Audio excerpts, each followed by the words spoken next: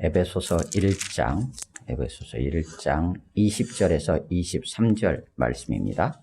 봉독은 15절부터 함께 봉독하겠습니다. 시작. 이로 말미암아 주 예수 안에서 너희 믿음과 모든 성도를 향한 사랑을 나도 듣고 내가 기도할 때 기억하며 너희로 말미암아 감사하기를 그치지 아니하고 우리 주 예수 그리스도의 하나님 영광의 아버지께서 지혜와 계시의 영을 너희에게 주사 하나님을 알게 하시고 너희 마음의 눈을 밝히사 그의 부르심의 소망이 무엇이며 성도 안에서 그 기업의 영광의 풍성함이 무엇이며 그의 힘의 위력으로 역사하심을 따라 믿는 우리에게 베푸신 능력의 지극히 크심이 어떠한 것을 너희로 알게 하시기를 구하노라. 그의 능력이 그리스도 안에서 역사하사 죽은 자들 가운데서 다시 살리시고 하늘에서 자기의 오른편에 앉히사 모든 통치와 권세와 능력과 주권과 이 세상뿐 아니라 오는 세상에 일컫는 모든 이름 위에 뛰어나게 하시고 또 만물을 그의 발 아래에 복종하게 하시고 그를 만물 위에 교회의 머리로 삼으셨느니라. 교회는 그의 몸이니 만물 안에서 만물을 충만하게 하시는 이의 충만함이니라. 아멘. 3, 4분 정도 각자 묵상하겠습니다. 거기까지 보시겠습니다. 에베소서 1장 3절에서 14절까지 하나님을 찬송한 이후에 수신자들을 향해서 그들에 대한 소식을 듣고 기도할 때 하나님께 감사한 내용이 오늘 15절부터 23절까지의 말씀입니다. 그리고 그 기도의 내용이 무엇인지를 두 가지로 크게 구분해서 기록을 하고 있습니다. 그래서 지난주에 나눴던 것처럼 그 첫 번째는 17절에 있는 지혜와 계시의 영을 주시라는 겁니다. 그것이 이제 첫 번째 간구의 내용이고 그 이유나 목적은 무엇이냐면 하나님을 알도록 하기 위해서라고 이렇게 밝히고 있습니다. 그리고 18절에서 19절까지를 통하여서 두 번째 간구인 너희 마음의 눈을 밝혀주시기를 간구합니다. 그 목적성은 무엇이냐면 세 가지로 드러났습니다. 하나는 그의 부르심의 소망이 무엇인지를 아는 것, 또 성도 안에서 그 기업, 하나님의 기업인 성도의 영광이 얼마나 풍성한지 그것이 무엇인지를 아는 것, 또 세 번째로는 하나님께서 믿는 우리에게 베푸신 능력이 얼마나 큰지를 아는 것, 그것을 위해서 우리의 마음의 눈을 밝혀달라고 기도했습니다. 그렇다면 하나님께서 어떤 능력들을 도대체 펼치시는가? 그래서 19절에 그의 힘의 위력으로 역사하심을 따라 할 때 그 위력이라고 표현되어 있는데요. 능력이라고도 말할 수 있는데 그 능력이 도대체 하나님이 어떤 능력을 행사하셨는가에 대한 설명들을 또 오늘 20절부터 이어서 하고 있습니다. 그런데 20절부터 22절까지는 특별히 하나님께서 도대체 어떤 일을 하셨는가? 그리스도와 관련돼서 그리스도에 대해서 무슨 일을 행하셨는지를 세 가지로 설명을 합니다. 그리고 23절에서 그 설명하는 중에 등장했던 교회가 과연 무엇인가라는 것을 그리스도의 관계 속에서 마지막으로 설명하면서 마치는 내용입니다. 이것이 기도 가운데 하나님 앞에 아뢰었던 내용들, 그러니까 바울의 고백이죠. 확신이기도 하고요. 그것을 지금 여기에 기록하고 있다는 것을 이것을 우리에게 선포해 주는 내용이기도 하고 이것을 믿음으로 붙잡도록 우리에게 안내해 주는 말씀이기도 합니다. 우리는 어떤 모습으로 무엇을 기도하는가? 많은 것들을 우리가 하나님께 구할 수 있어요. 근데 오늘 본문을 통해서 우리가 확인하게 되는 것처럼 지혜와 계시의 영을 하나님 앞에 구하는 것이 필요합니다. 이미 성령님을 우리 가운데 주셨어요. 그래서 지혜와 계시의 영을 우리 가운데 주셨습니다. 없는 게 아니라 우리에게 주셨는데 우리가 다른 것들로 인하여서 마음을 빼앗기고 다른 것들로 인하여서 자꾸 분별력을 잃을 수 있어요. 그래서 지혜와 계시의 영을 우리에게 주셔서 하나님을 알게 하는 것, 아는 것, 이것이 정말로 우리에게 무엇보다도 중요하다는 것을 확인하게 됩니다. 뿐만 아니라 우리의 마음의 눈이 밝아져서 정말 부르심의 소망이 무엇인지를, 하나님께서 왜 이 자리로 우리를 부르셨는지, 그리고 하나님의 기업인 우리 교회 성도의 그 영광이 얼마나 풍성한지를 우리가 잊지 않고 사는 것이 정말 필요합니다. 그래야 흔들리지 않죠. 그래서 그걸 강구하고 있어요. 뿐만 아니라 이 모든 것을 행하시는 하나님의 능력이 믿는 우리에게 베풀어졌다라는 거예요. 그러니까 하나님의 능력을 어떻게 행사하냐면 우리를 위해서 그 능력을, 모든 능력을 다 발휘하셨다. 그것을 우리가 잊지 않는 게 필요한 거예요. 그런데 그 능력이 과연 어떻게, 하나님께서 그 능력을 어떻게 행사하셨는가를 오늘 본문에서 설명합니다. 20절 같이 읽습니다. 20절 시작. 그의 능력이 그리스도 안에서 역사하사 죽은 자들 가운데서 다시 살리시고 하늘에서 자기의 오른편에 앉히사. 아멘. 이것은 이제 좀 더 이제 거칠게 직접적으로 이렇게 번역을 하면 이런 거예요. 20절은 하나님이 그리스도 안에서 능력을 행사하셨다. 이렇게 좀 직역을 할 수 있어요. 하나님께서 행하신 일이에요. 하나님께서 행하신 일이에요. 근데 하나님께서 무엇을 행하냐면 능력을 행하셨대요. 그 능력은 앞에 19절에서 다양하게 표현되어 있었죠. 그의 힘의 위력이라고도 표현되어 있고요. 능력의 지극히 크심, 능력이라고도 표현되어 있고요. 다양한 형태로 표현되어 있는데 하나님의 능력을 행사하셨어요. 능력을 행사하셨는데 그리스도 안에서 그 능력을 행사하신 거예요. 이것이 20절, 21절에 있어서 핵심적인 내용이에요. 그런데 하나님께서 능력을 행사하시는데 그리스도 안에서 언제 행하셨냐, 그 시점을 얘기하기도 하고요. 도대체 어떻게 능력을 행하셨냐라는 것으로 이해할 수도 있어요. 그것을 두 가지로 표현합니다. 하나는 뭐냐면 죽은 자들 가운데서 그를 다시 살리셨다는 거예요. 살리셨다라는 거예요. 살리실 때 능력을 행사하셨다. 이렇게 이해할 수도 있어요. 살리시면서 능력을 행사하신 거예요. 그러니까 하나님께서 능력을 행사하셔서 예수님을 죽은 자 가운데서 살리셨다라는 거예요. 여기에는 하나님의 능력이 아니면 불가능하다는 것이 전제가 되어 있겠죠. 그리고 또 하나, 두 번째는 무엇이냐면 20절 뒤에 있는 하늘에서 자기의 오른편에 앉히셨다라는 거예요. 땅이 아니라 예수님을 죽은 자 가운데서 다시 살리시고 예수님이 하늘로 올라가셨죠.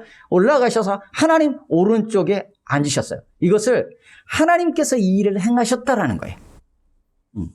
거기에 하나님의 능력이 행사됐다라고 기록하고 있어요.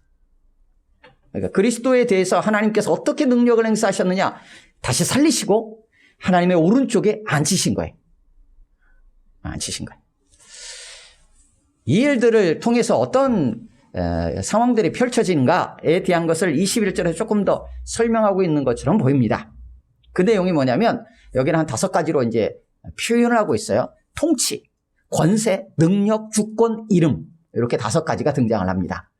여기는 이제 기본적인 개념으로 좀 이해가 돼 있어요. 그러니까 모든 통치, 모든 권세, 모든 능력, 모든 주권, 모든 이름, 이렇게 이해하시면 돼요. 물론 모든이라는 게 이제 앞하고 뒤에만 붙어 있긴 하지만 그렇게 생각하시면 돼요. 그러니까 통치하고 관련돼서 이제 에베소서 뒤쪽으로 넘어가면 무엇이 등장하냐면 통치자들이 등장해요. 에베소서 6장 12절 그 뒤쪽에 보면 영적 전쟁과 관련돼서 교회가, 성도들이 하나님의 전신갑주로 무장을 해야 한다는 말씀을 주시거든요. 그때 우리가 대적해야 될 싸움, 우리가 싸워야 될 대상이 누구냐면 육신에 속한 게 아니에요. 혈과 육에 대한, 우리 그냥 보이는 것들에 대한 싸움이 아니다라고 얘기하면서 그때도 이제 통치자들과 관련된 개념이 나와요. 그러면 그때 이 통치 개념은 그냥 이 땅에 통치하는 사람들을 의미한다기보다는 이 영적인 존재들과 관련된 개념으로 이해를 합니다. 그래서 오늘 본문의 21절에 등장하는 건 일반적으로, 물론 오늘 본문 전체가 굉장히 좀 어렵습니다. 그래서 다양하게 해석이 되고 다양하게 이해할 수 있어요.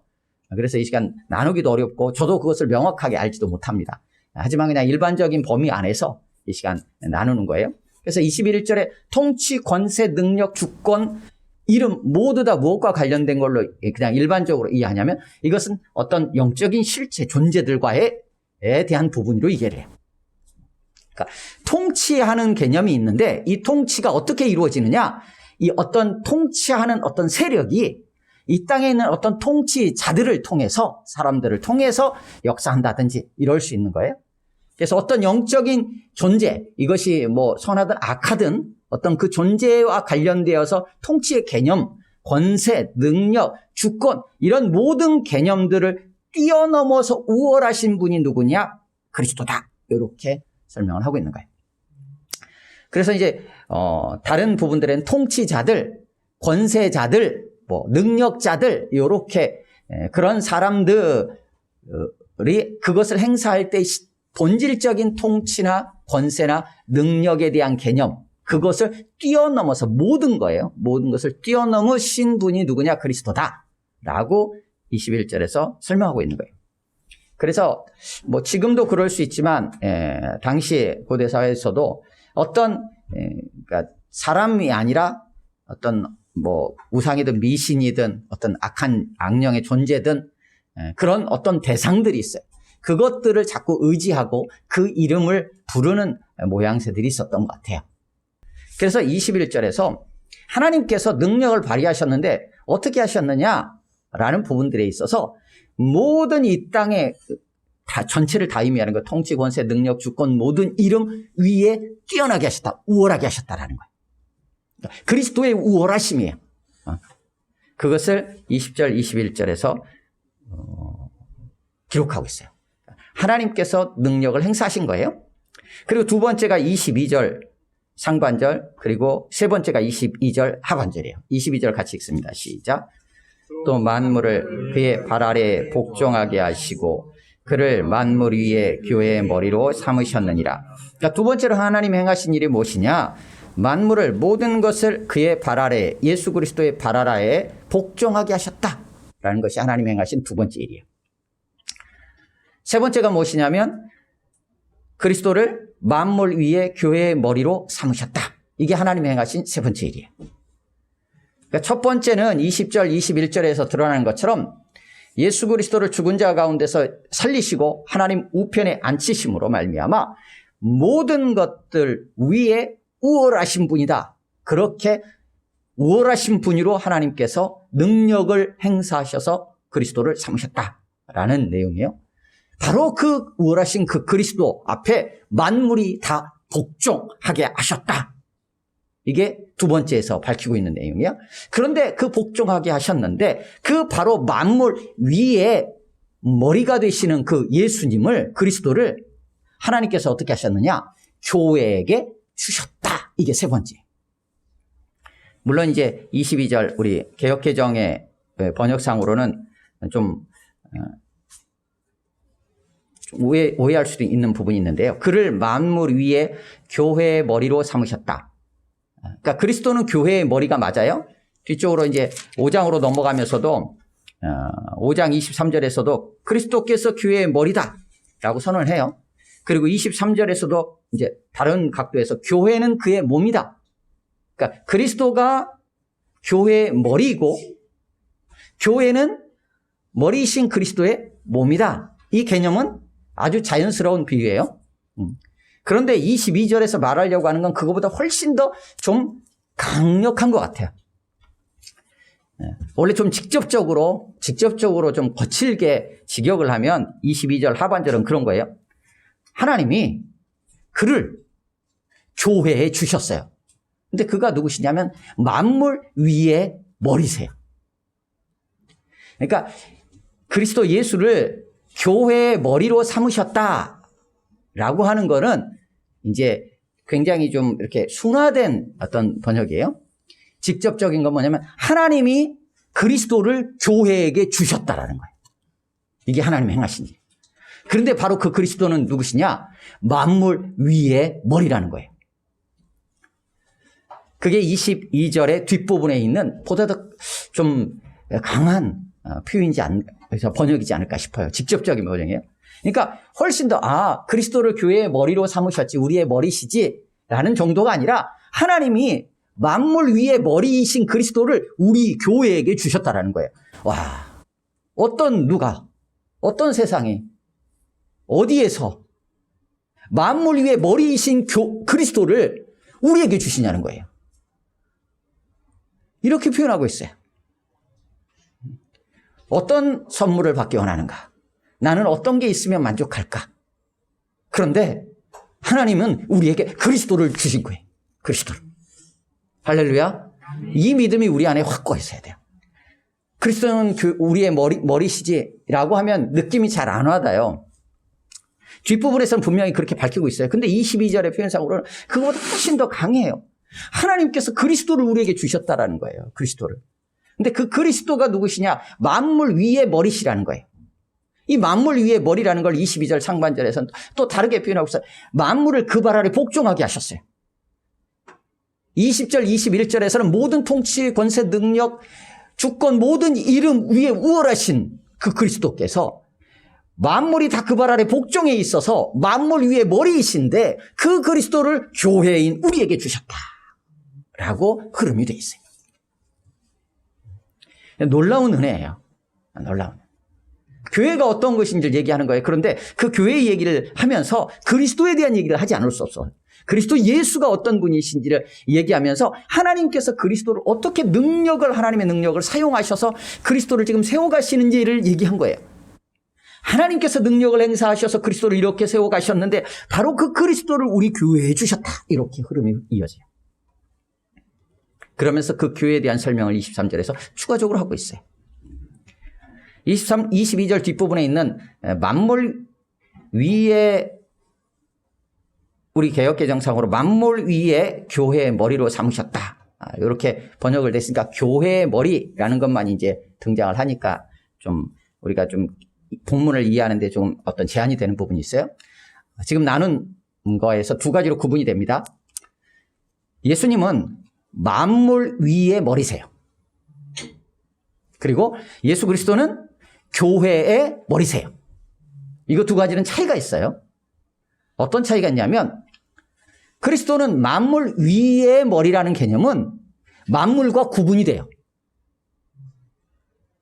만물과 구분이 되는 개념이에요. 그래서 그 만물은 그리스도의 발 아래 복종해요. 그래서 그리스도는 만물과 구분되어지면서 만물 위의 주님이시라는 얘기예요. 주님. 그래서 만물 위의 머리세요. 그런데 교회는 그러니까 그리스도는 교회 위의 머리 개념으로 설명하지 않고 그리스도는 교회의 몸이에요. 그러니까 분리되지 않아요. 구분되지 않아요. 그러니까 그리스도와 교회가. 그러니까 만물과 그리스도는 구분이 되는데 그리스도와 교회는 구분되지 않아요. 그리스도와 교회는 유기체적으로 이게 연결이 돼 있어요. 직접적으로 연결이 되어 있는 머리와 몸으로 비유하고 있어요. 만물은 좀 달라요. 그렇게 우리에게 하나님이 주셨어요. 그래서 그 교회는 무엇이냐라는 걸 23절에 설명하는 그의 몸이다. 그리스도의 몸이라는 거예요. 몸이다. 이제 이 얘기에 대한 자세한 설명들을 이제 뒤쪽에서 이어서 할 거예요. 그의 몸이다라고 딱 선언해버려요. 비유지만 선언을 해요. 그러니까 그의 몸과 같다라고 표현하지도 않고 그냥 그의 몸이다라고 얘기해요. 그러면서 한 가지를 또 덧붙입니다. 만물 안에서 만물을 충만하게 하시는 이 곧 그리스도의 충만함이다라고 선언을 해요. 말이 굉장히 좀 어려워요. 그래서 다양한 이제 번역들이 있어요. 뭐 어떤 데서는 모든 면에서 만물을 이렇게 충만케 하시는 분의 충만합니다. 뭐 이렇게 번역을 하기도 하고 여하튼 굉장히 많습니다. 근데 여하튼 이대로 본다 해도 만물 안에서 만물을 충만하게 하시는 분의 충만합니다. 결국 교회는 그리스도의 충만함이라는 얘기예요. 충만함, 이걸 어떻게 이해를 해야 될지. 이 충만하다라는 단어는 어떤 단어하고 연결되냐면 어떤 형태로 번역이 되냐면 이루다라는 거예요. 이루다. 뭔가를 이루다. 성취하다. 또는 완성시키다. 완전케 하다. 가득하게 하다. 뭐 이런 것과 관련된 단어예요. 이 충만하다라는 건 그렇게 이제 번역이 돼 있어요. 우리 성경에서. 그래서 만물을 충만하게 한다라고 할 때는 충만하게 한다라는 어떤 동사예요. 근데 그분의 충만함 할 때는 이건 명사 형태예요. 그래서 약간은 좀 구분이 되지만 만물을 충만하게 한다. 이거를 어떻게 이해를 해야 될까? 좀 쉽지는 않아요. 뒤쪽에 에베소서에서는 계속 그 얘기가 나와요. 충만하게 하려고 한다. 그리고 그리스도의 충만한 분량까지 우리를 이끌고 가시려고 하는 부분이 나와요. 하나님의 충만하심으로 우리를 충만케 한다. 계속 충만이 나와요. 꽉 차고 뭔가 이런 느낌이 있죠. 그냥 한 가지 정도 그냥 같이 한번 생각해 본다면 만물을 충만하게 한다? 만물을 가득하게 한다? 라고 한다면 완전의 개념으로 표현하지 않고 충만이라고 표현했으니까 그러면 뭔가가 있어야 될 것 같아요. 그릇을 충만하게 한다? 그릇을 꽉 채운다? 그러면 거기에는 질문이 생겨요. 뭘로? 라는 질문이 생겨요. 무엇으로 꽉 채운다는 거야?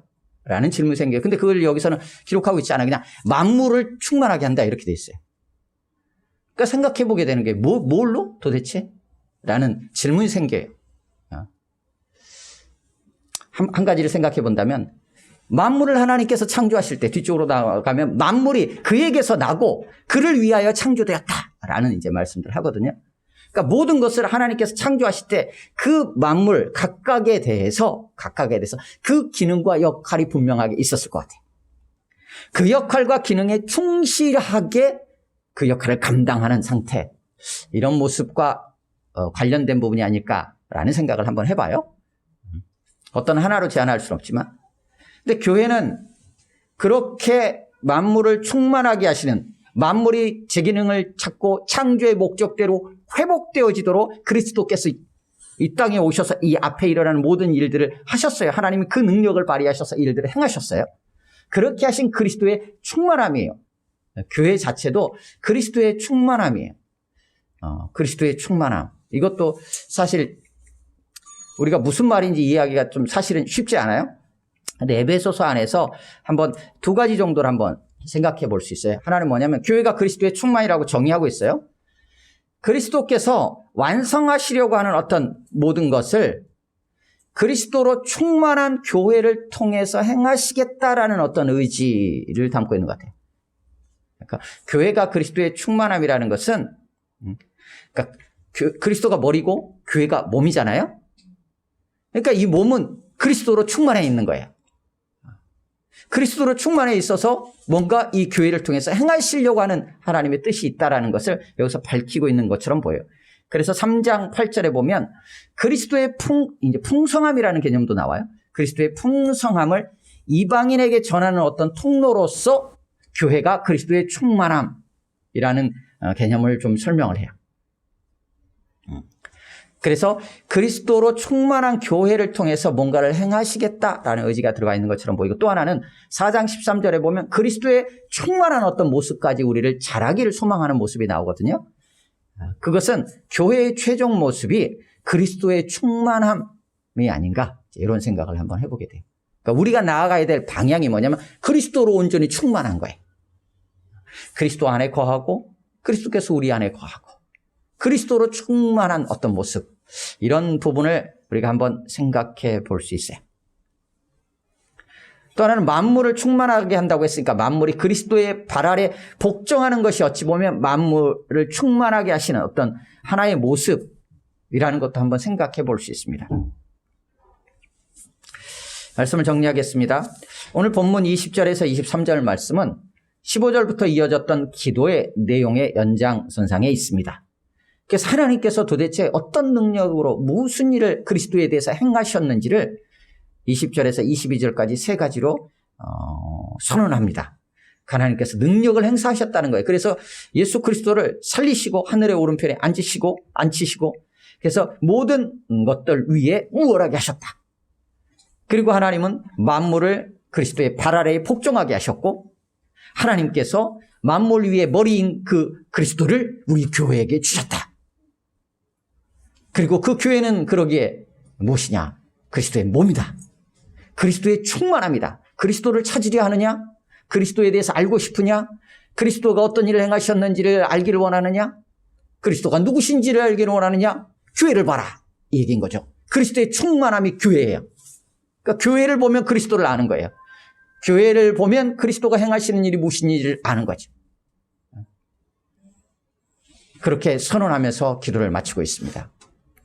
우리 교회가 그리스도인인 우리 성도들이 어떤 자들인지를 우리가 다시 한번 깊이 생각했으면 좋겠습니다. 하나님께서 우리를 이렇게 세우시기 위해서 어떤 일을 행하셨는지를 우리가 잊지 않았으면 좋겠습니다. 그래서 든든하게 늘 교회에 함께하고 함께 교회로서 그리스도의 충만한 모습으로까지 자라가는, 그래서 참되 하나님께서 만물을 충만케 하시는 그 아름다운 통로로 또 교회가 쓰임받는 그런 귀한 은혜들을 누릴 수 있기를 주님의 이름으로 축원합니다. 아멘. 함께 기도하겠습니다. 하나님은 도대체 어떤 일을 행하셨는가를 우리가 늘 기억하며 감사했으면 좋겠고요. 그리고 그 일들을 통해서 결국 우리 교회에게 하나님이 행하신 일이 무엇이고 우리 교회가 도대체 어떤 정체성을 가져야 되는지를 우리가 늘 기억하면서 그리스도 안에서 흔들리지 않을 수 있도록 주님 붙잡아 달라고 기도했으면 좋겠고요. 오직 다른 것이 아니라 그리스도로 충만한, 오직 그리스도만이 사시는 그러한 삶을 우리가 살아갈 수 있도록 성령 하나님 인도해 달라고 기도했으면 좋겠고, 우리 교회 서로 지체들을 또 생각하면서 합심으로 한 1, 2분 정도 같이 기도합니다.